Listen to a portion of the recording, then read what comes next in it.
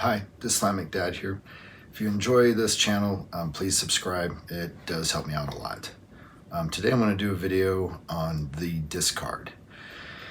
Now I know that this term is used a lot when discussing the cycle of abuse in a narcissistic relationship, but I don't think that the actual meaning is understood as much as it should be, and so I thought it would be good to do a video where I clarify at least my perspective on what the term means. So very typically when people hear about the discard and the cycle, it's interpreted as the end of the relationship in which say a breakup happens, where the narcissist says, get out, I never want to see you again, it's over, don't contact me, don't even think about me, goodbye. And then, goes their separate way. Basically just, that line that says, okay, this is the end of the relationship. And I think that's widely how it's perceived. But I think that the true meaning behind the word discard is not when the relationship ends, where there's no, say, physical social contact between the narcissist and the target, but it's actually the point in which in the relationship, during the devalue or roller coaster, whatever you want to call it, where the narcissist breaks emotionally off from the target.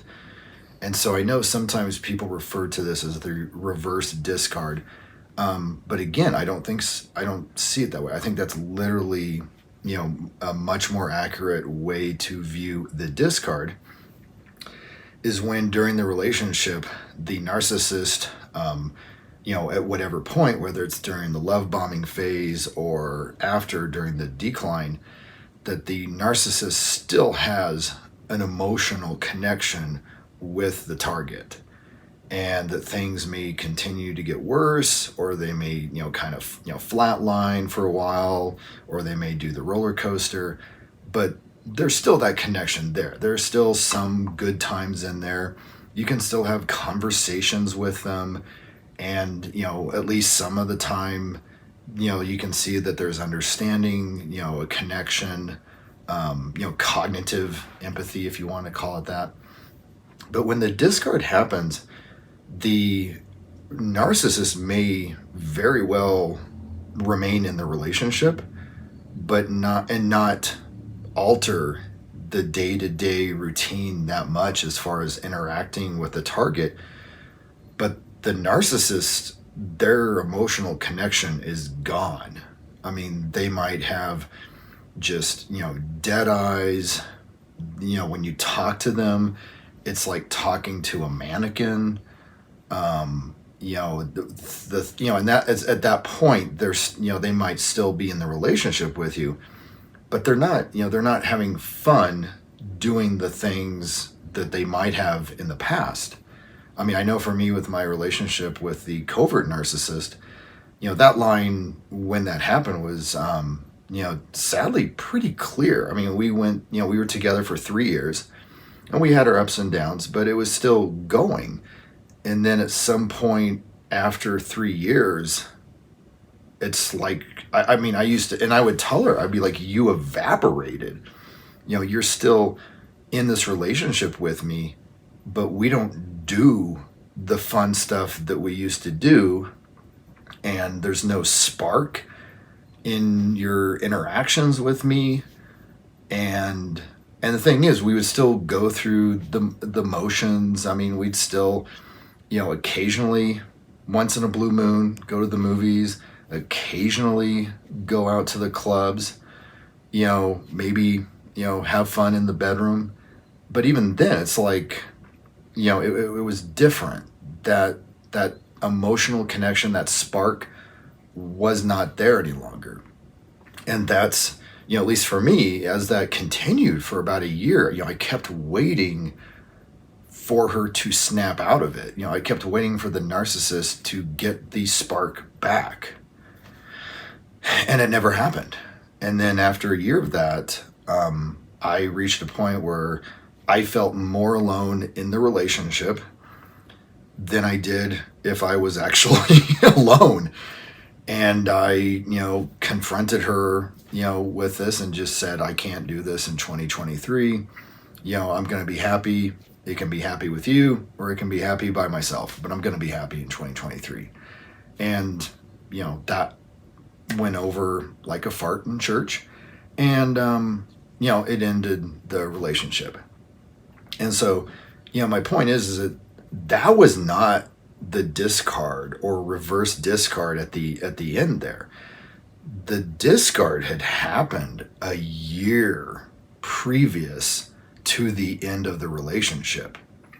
And I endured and crossed my fingers and just hoped that things would change for a full year, where I was with this person who looked like my girlfriend but wasn't, who would, put in enough effort to keep things going, but not enough effort to actually make me feel loved or make me feel valued.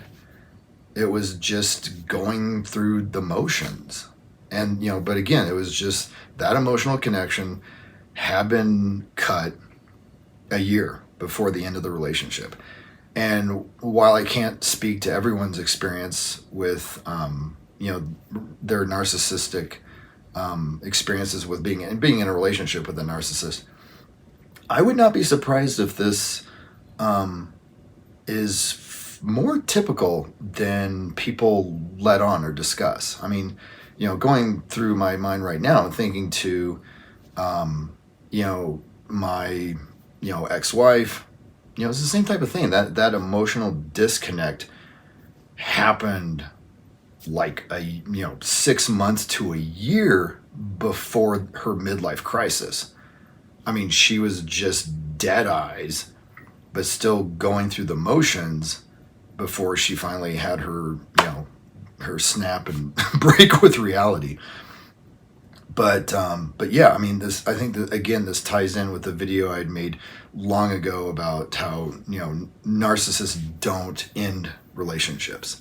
That they are like, okay, if I can still get the supply, even if it's bad supply, even if it's weak supply, that's great. That's enough to top me off and keep me going. And so I think that that kind of explains why the narcissist can do the discard, disconnect emotionally, and continue on for X amount of months, years, decades, because they're still getting some bit of supply as long as you remain there in the relationship. And so their goal is not to reconnect, not to find the spark, not to fix things. It's just to keep you on the hook. And so, again, I just wanted to do this video because, it kind of hit me today that the discard, it makes so much more sense when it's viewed as the moment when the narcissist disconnects emotionally from the target and not the end of the relationship. So hopefully this has been useful.